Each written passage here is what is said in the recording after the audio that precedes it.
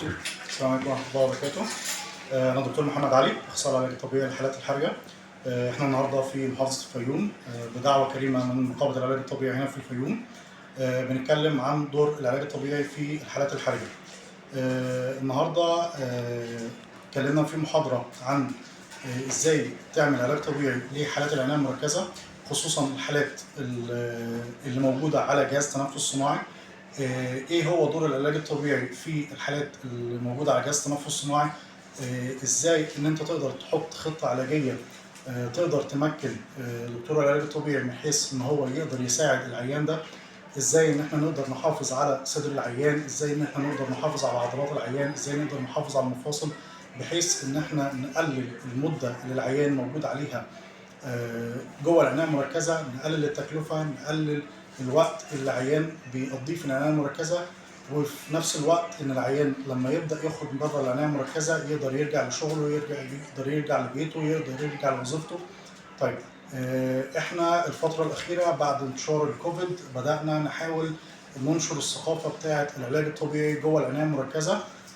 انا ودكتور احمد طبعا الفترة الأخيرة الموضوع بدأ ياخد اهتمام كويس من دكاترة العلاج الطبيعي. كل اللي احنا بنحاول نعمله إن احنا بنعلم الناس في مختلف المناطق علشان تقدر تساعد العيان جوه العناية المركزة، وزي ما قلنا إن احنا نحصل على أفضل نتائج وأسرع ريكفري أو أسرع تحسن العيان ده ممكن يقدر يعمله. طيب الحديث بقى في العناية المركزة من وجهة النظر العلاج الطبيعي. طيب احنا بالنسبه لنا كشغل علاج طبيعي لمرضى العنايه المركزه بينقسم لشقين. الشق مخصوص بجهاز التنفس الصناعي، والشق الثاني مخصوص بالعضلات. طيب العضلات بمعنى ايه؟ ان انا العيان الموجود جوه العنايه المركزه قله الحركه بتخلي في ضمور بيحصل في العضلات. طيب انا دور من ادواري ان انا بحاول احافظ على العضلات دي زي ما هي، ما يحصلش فيها اي ضمور، بحيث ان العيان لما يتحسن الموضوع معاه يبقى اسرع. دي نقطه. تاني نقطه المفاصل بتاع العيان، قله الحركه بتخلي في تيبس بيحصل في مفاصل العيان.